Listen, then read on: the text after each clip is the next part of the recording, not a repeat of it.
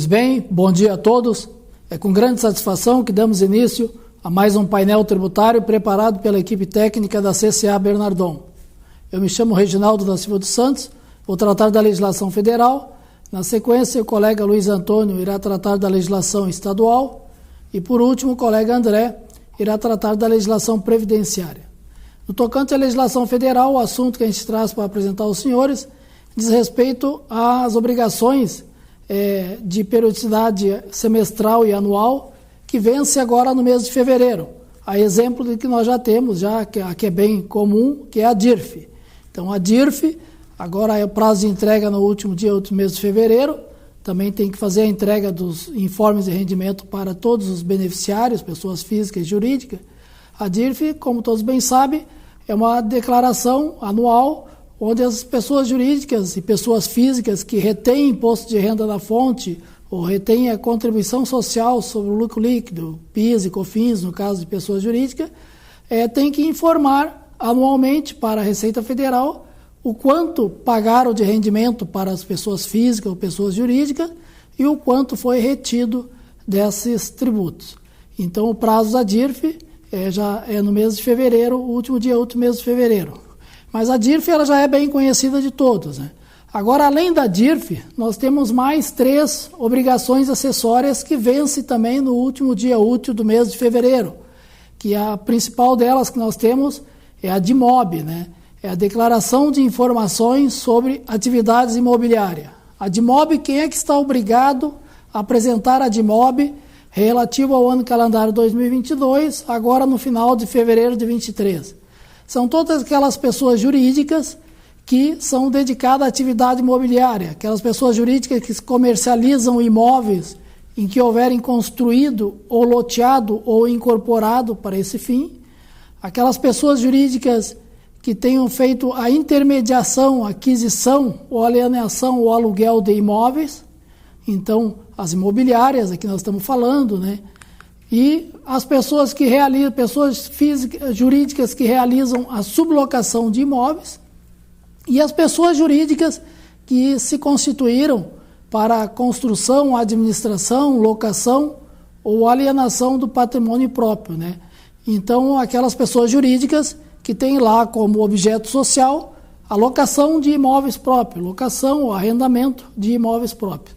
Então, todas essas pessoas jurídicas da atividade imobiliária, as incorporadoras, loteadoras, as imobiliárias, propriamente dito, e as pessoas jurídicas que possuem no objeto a locação de imóveis próprios, são obrigadas até o último dia útil do mês de fevereiro a entregar a DIMOB para a Receita Federal, onde lá vão informar todas as transações que ocorreram no decorrer do ano calendário 2022, informando, no caso, as incorporadoras, quem foram os compradores dos imóveis, quais foram as unidades, qual foi o valor da transação.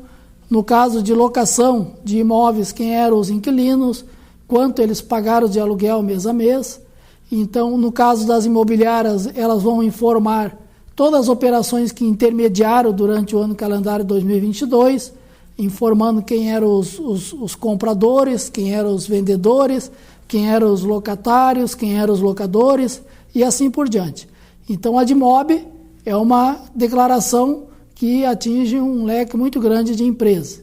E aqui, com relação à DIMOB, o recado que a gente deixa para os nossos ouvintes é em relação a analisarem o contrato social, qual é o objeto social da pessoa jurídica que recebe locação de imóvel, mesmo que esporádico.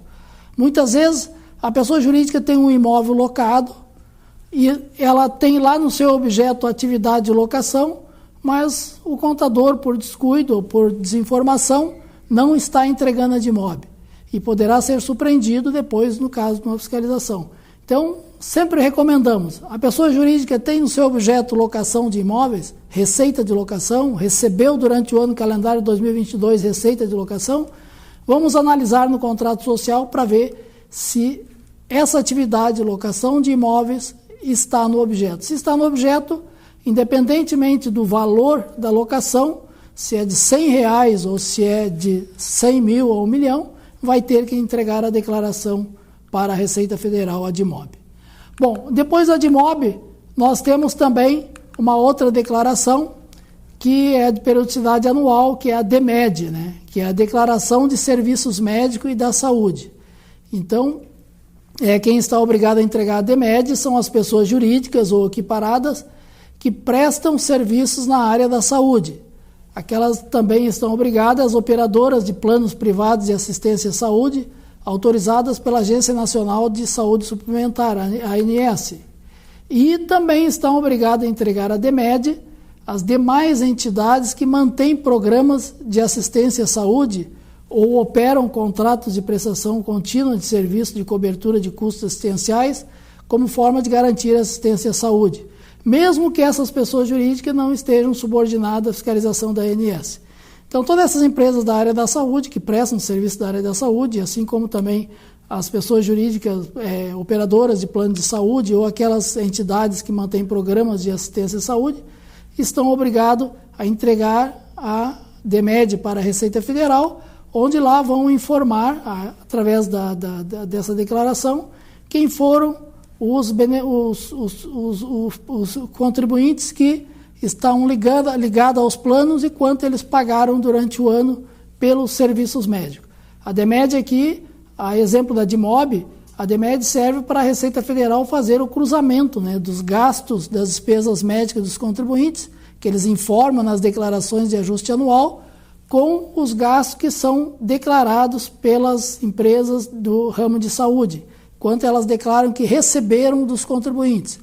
A DIMOB, eu não falei anteriormente, também a Receita cruza as receitas de aluguéis, de compra e venda de imóveis, com os rendimentos de aluguéis que são declarados pelos contribuintes beneficiários dos aluguéis. Bom, nós temos então, falamos da DIMOB, falamos da DMED, e agora nós temos aí, por último, mais uma declaração, que é essa que está aqui, ela é de cunho semestral e anual, que é a DECRED, né? Que é a Declaração de Operações com Cartões de Crédito. Então, essa declaração, elas estão obrigadas a entregar essa declaração às instituições emissoras de cartão de crédito e às instituições responsáveis pela administração da rede de estabelecimentos credenciados ligada a cartões de crédito. E essa declaração, as empresas que operam nesse segmento têm que informar para a Receita Federal, semestralmente, os dados de todos aqueles usuários de cartões de crédito, tanto pessoa física quanto pessoa jurídica.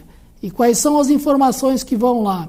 As informações que são prestadas nessa DECRED são o movimento mensal que os contribuintes realizam através de cartões de crédito, sendo que para pessoas físicas é obrigado a declarar todo o movimento acima de 5 mil e para as pessoas jurídicas todo o movimento acima de 10 mil reais. Independente, esse é o limite mínimo, mas não impede que essas administradoras de cartões de crédito prestem informações de forma geral. Mesmo contribuinte que gastou R$1.000, ou R$100, ou 500, ela pode sim informar na declaração. Então, esse seria o recado de hoje, com relação às obrigações acessórias que estão aí para vencer dentro do mês de fevereiro. O último dia útil do mês de fevereiro vencem essas 4 obrigações acessórias que nós comentamos aí. Então, fique aí na sequência com o colega Luiz Antônio, na área previdenciária, e depois nos encontramos no próximo painel tributário. Um abraço a todos.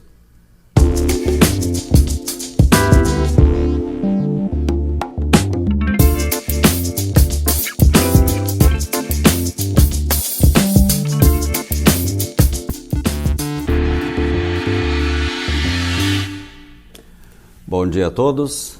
Nessa parte do painel tributário, vamos comentar as alterações ocorridas na semana passada relativamente à legislação do ICMS do Estado do Rio Grande do Sul.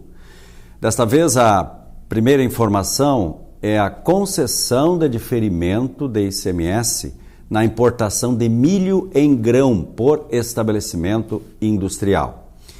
É que o governo gaúcho revigorou, a partir de 1º de fevereiro de 2023, a hipótese de diferimento do pagamento de ICMS na importação por estabelecimento industrial de milho em grão classificado na subposição 100590 da NCM. O benefício ele consta do item 21 do apêndice 17 do regulamento do ICMS, que foi revigorado pelo decreto 56.885, agora do dia 7 de fevereiro. Este apêndice 17 relaciona uma série de outros produtos, inclusive insumos para a produção industrial, que os contribuintes podem importar ao abrigo do diferimento do ICMS. Por isso, nós destacamos a importância da análise desta relação de produtos beneficiados com o diferimento antes do desembaraço aduaneiro das mercadorias pelos contribuintes gaúchos. Uma outra notícia consta no site da Secretaria da Fazenda do Estado do Rio Grande do Sul, lá no dia 7 de fevereiro, e ela trata do programa de autorregularização que busca recuperar ICMS devido no setor de bebidas. É que a Receita Estadual está iniciando um novo programa de autorregularização que tem como foco valores relativos ao ICMS, substituição tributária, e também do ICMS Fundo de Combate à Pobreza, que no nosso estado se chama Ampara RS, e destacados em notas fiscais emitidas por contribuintes do setor de bebidas do Simples Nacional, sem a declaração ou a arrecadação correspondente ao período compreendido entre 1º de janeiro de 2018 e 31 de outubro de 2022. Através do programa de autorregularização, a Receita Estadual oportuniza, então, aos contribuintes a regularização das pendências até 31 de março de 2023.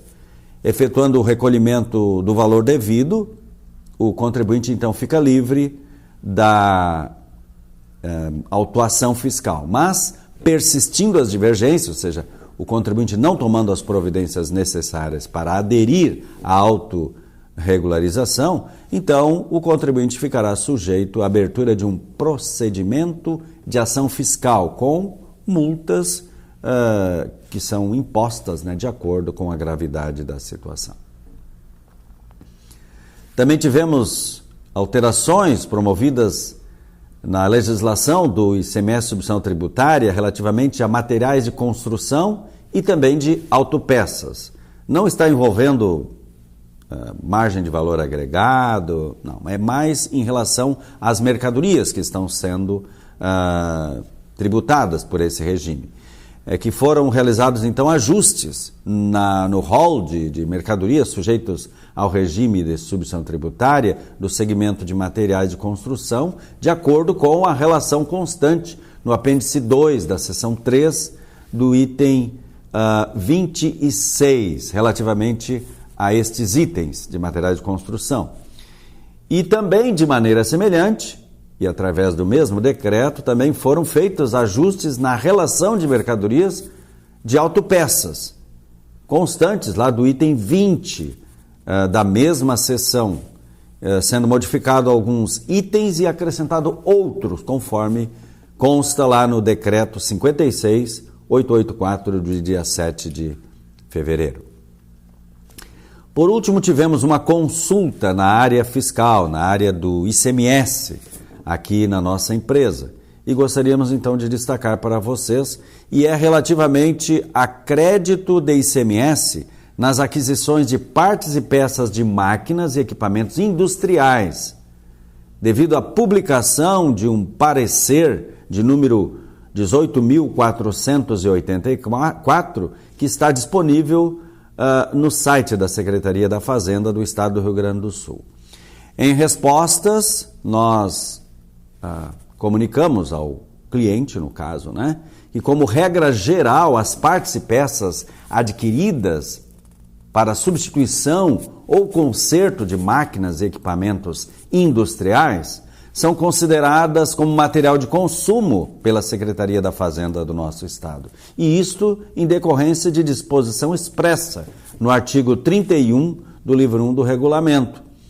No entanto, as partes e peças de rápido consumo, peças que se desgastam de um dia para o outro, de uma semana para outra, enfim, são consideradas de rápido consumo mesmo que seja em máquinas e equipamentos industriais. Elas são consideradas pela Secretaria da Fazenda como materiais auxiliares, possibilitando assim o aproveitamento do crédito do ICMS nestes casos.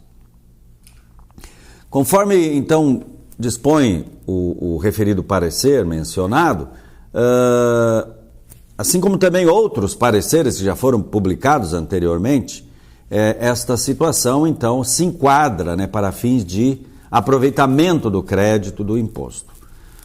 Como é uma questão de relevância para as indústrias e como a vedação ao crédito está expressa no próprio regulamento do ICMS por tratar-se, enquadrar-se, conceituar-se como materiais de consumo, então, havendo situações análogas na empresa de cada um dos senhores, em que partes e peças são utilizadas para a industrialização de produtos na indústria, então recomenda-se a elaboração de consulta para respaldar então o crédito que a empresa pretende realizar. E isto será fornecido através de um parecer específico para a empresa dos senhores. Então é importante que seja analisado os casos específicos de máquinas, equipamentos que possuem peças de rápido consumo para que sejam relacionadas e apresentadas para o fisco, para a fiscalização estadual, para que então seja dado o respaldo de crédito e não venha a empresa, depois de ter feito o crédito, sofrer uma autuação fiscal. Então, por hora eram essas as informações da área fiscal, especificamente em relação ao ICMS, que gostaríamos de transmitir aos senhores. A seguir, o colega André irá comentar as alterações da área previdenciária. Desejamos então um bom dia, uma ótima semana a todos e até o próximo painel tributário da CCA.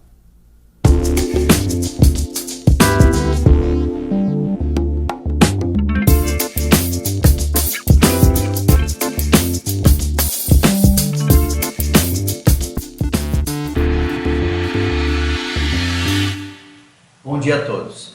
Iniciamos a parte final do painel tributário de hoje informando que foram publicadas no portal do E-Social as notas técnicas número 1 e 2 de 2023, que apresentaram ajuste nos layouts da versão S1.1 dos eventos do E-Social e também consolidaram uma manual de orientação do E-Social. Também gostaríamos de informar que nas últimas semanas a Receita Federal do Brasil emitiu várias soluções de consulta, onde posicionou-se sobre determinadas matérias pertinentes à legislação previdenciária. A primeira que gostaria de comentar diz respeito às gestantes afastadas durante o período da pandemia. Segundo a solução de consulta número 11, por ausência de previsão legal, a remuneração paga à gestante afastada durante o período da pandemia não se confunde com o pagamento de salário-maternidade. Portanto, não há possibilidade de deduzir o valor da referida remuneração das contribuições devidas à Previdência Social. Também tivemos a solução de consulta número 28, que trata da prestação de serviços de obra de construção civil mediante empreitada total para a pessoa jurídica de direito público. Segundo a solução de consulta, nesse caso não se sujeita à retenção previdenciária de 11%.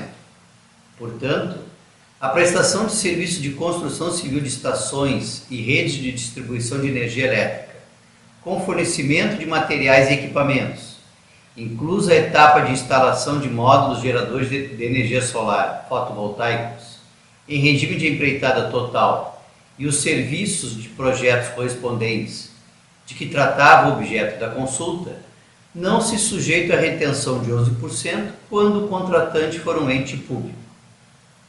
Por fim, gostaria de comentar que, através da solução de consulta número 27, restou esclarecido que o contribuinte pode, administrativamente, buscar créditos previdenciários decorrentes da tributação do salário-maternidade, e, em decorrência do Supremo Tribunal Federal, ter firmado o entendimento no sentido da sua inconstitucionalidade, observado o prazo decadencial de 5 anos. Na solução de consulta, a Receita Federal ressalta que essa declaração de inconstitucionalidade do STF não abrange a contribuição devida pela trabalhadora segurada. Também observa que a inconstitucionalidade não abrange a remuneração paga durante a prorrogação da licença maternidade por mais de 60 dias, de que trata o programa Empresa Cidadã. Isso em razão de que o programa Empresa Cidadã não se reveste de natureza de benefício previdenciário por não ser custeado pela Previdência Social e possuir contornos legais próprios, que são distintos do salário-maternidade e, portanto, alheios à decisão proferida pelo STF. Com essas informações, concluímos o painel tributário da CCA Bernardon de hoje. Desejamos a todos uma ótima semana.